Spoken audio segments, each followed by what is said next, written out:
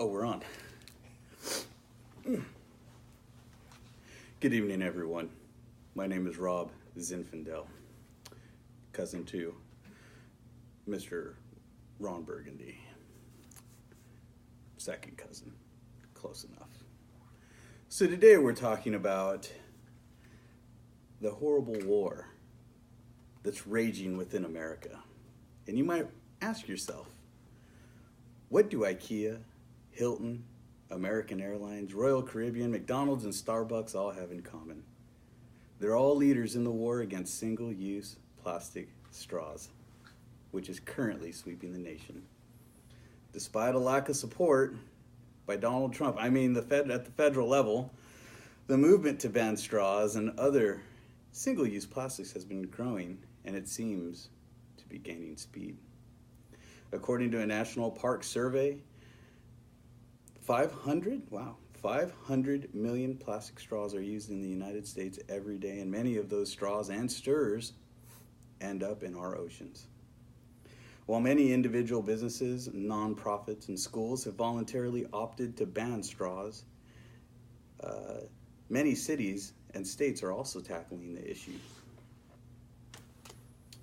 Currently, California and Hawaii both have pending straw ban legislation, and several cities within California, such as Alameda, Richmond, Oakland, Berkeley, San Luis Obispo, Malibu, Davis, and Carmel, have all implemented plastic straw ban ordinances. New York City and New Jersey have also instituted versions of straw bans. While the U.S. is being sucked into this movement, there is actually other countries who as well have been sucked into it as well. Vancouver has banned straws. Scotland plans to be rid of plastic straws by 2019. It'll be interesting to see what they drink their soda with. In the United Kingdom, the Queen herself has also led the tip of the spear in this war against plastic single-use straws by banning all straws and plastic bottles from royal estates, cafes, and gift shops. Plastic bans in the United States, however, have been subject to fierce resistance from plastic manufacturers and the Republican politicians who they support and have placed into office. In fact, during this year's Group of Seven summit, 5 of the world's leading industrial powers signed an ambitious environmental charter promising to protect our shared oceans from plastic pollution. The United States and Japan were the only nations who refused to join.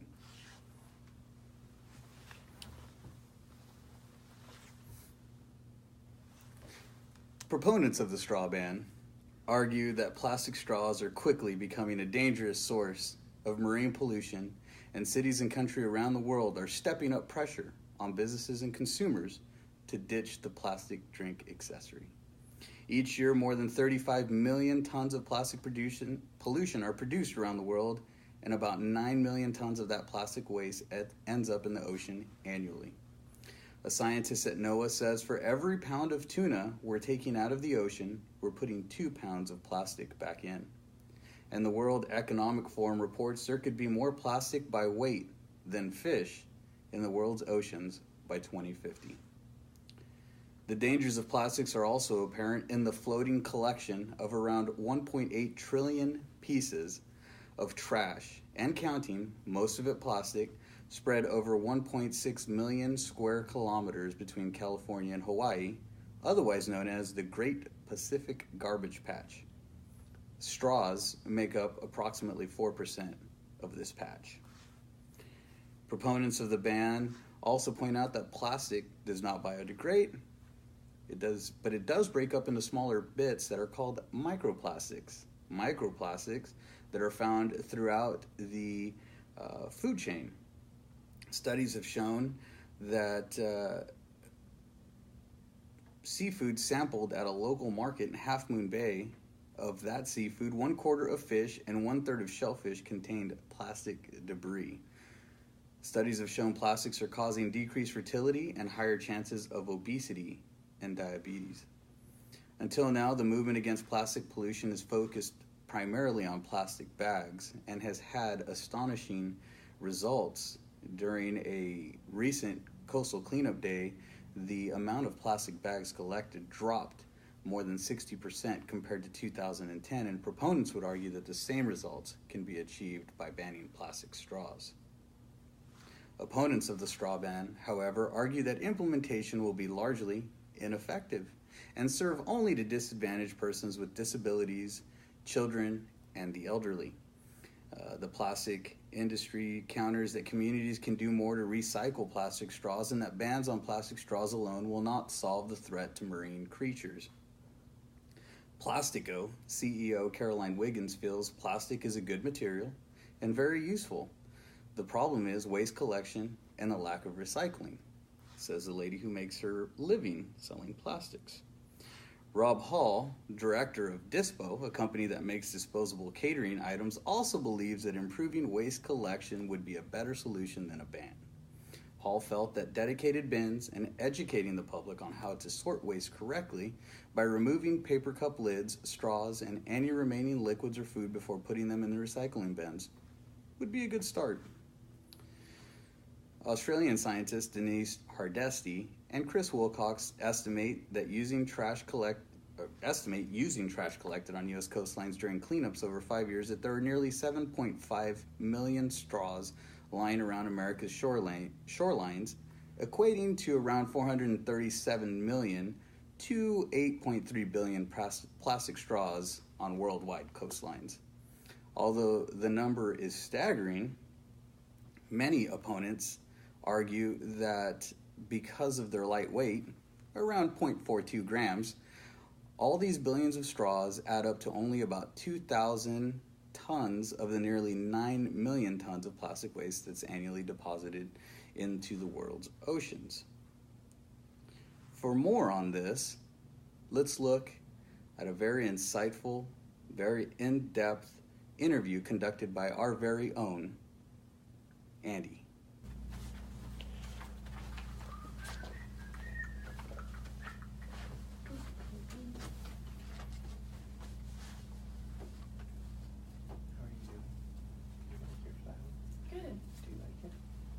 I do. Thank you. Nice. Yeah, the trees are close. Yes, this is the way to show this. Oh, hello. Welcome to this episode of Between Two Plastic Trees. I'm Andy Dibbern, I'm your host. And today we're here with San Luis Obispo City Mayor, Heidi Harmon. Howdy, Heidi. Hi, Andy. Thanks for having me. Thank you for coming. So, as we know, a big part of your campaign platform was anti-soda, which is probably why you won the election in a landslide. And clearly this straw ban's purpose is another step in moving slow towards the direction of becoming a soda-free zone. Can you comment on that? Well, Andy, here's how it works. Dine-in customers in San Luis restaurants, cafes, and bars must request single-use plastic straws instead of receiving them automatically. And the ordinance passed the City Council unanimously so we can better protect the environment and prevent litter. It's a pathway to a different behavior.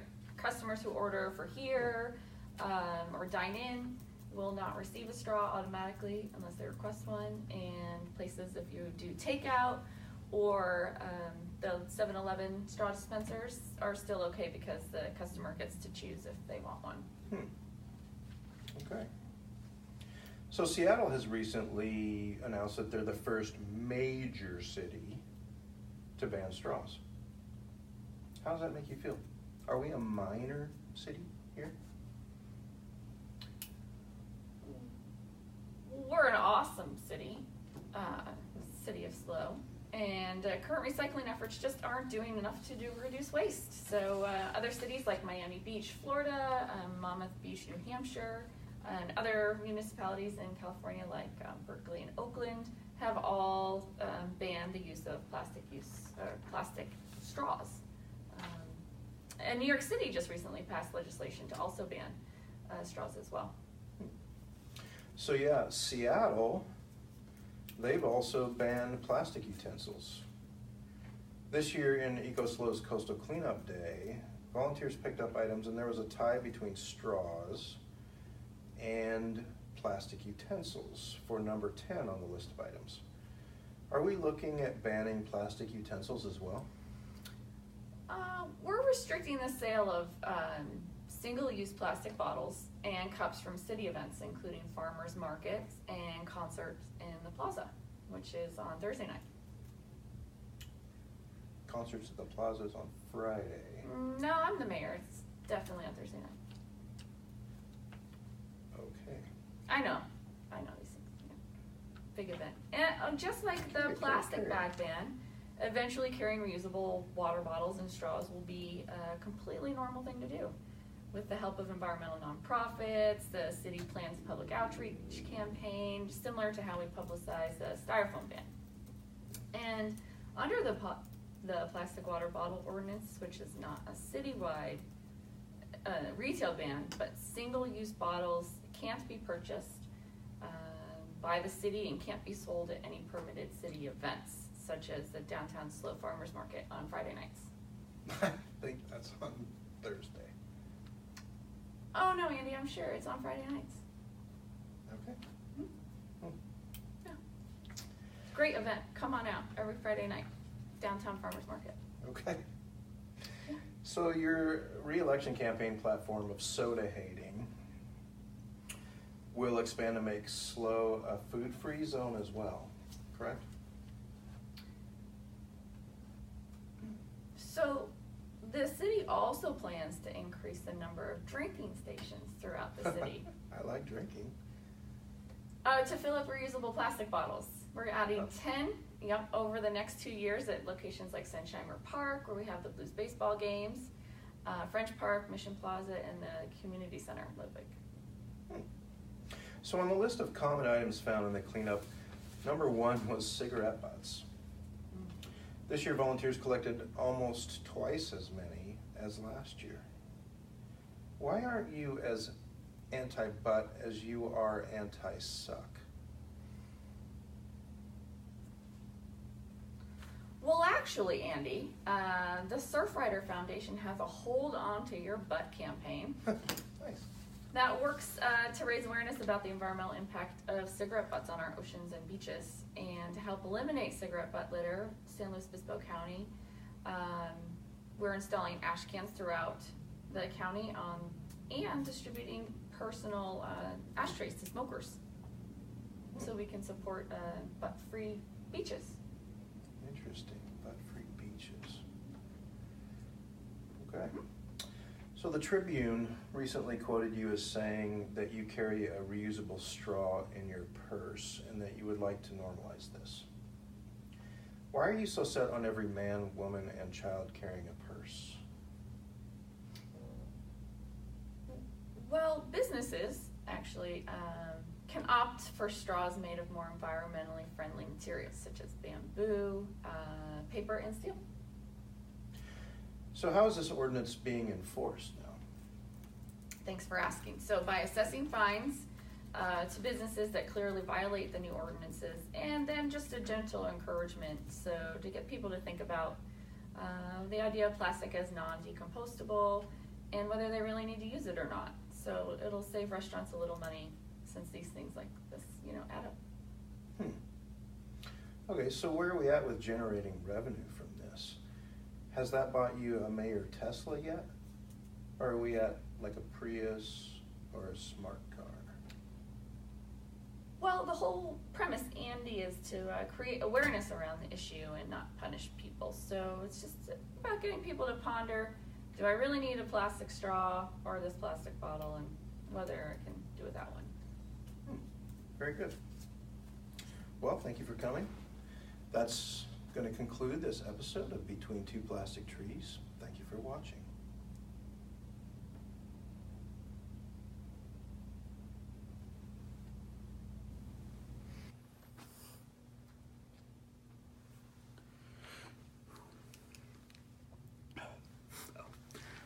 Well, thank you for that very insightful, intuitive, and well thought out interview, Andy. We truly appreciate it, and thank you to our host, Mayor Heidi Harmon of San Luis Obispo, California. We truly appreciate you spending the time with us, and you raised some good points, and it'll be interesting to see how this war will be waged and how many deaths will be attributed to it over time, and how many lives we can save by banning plastic straws in America.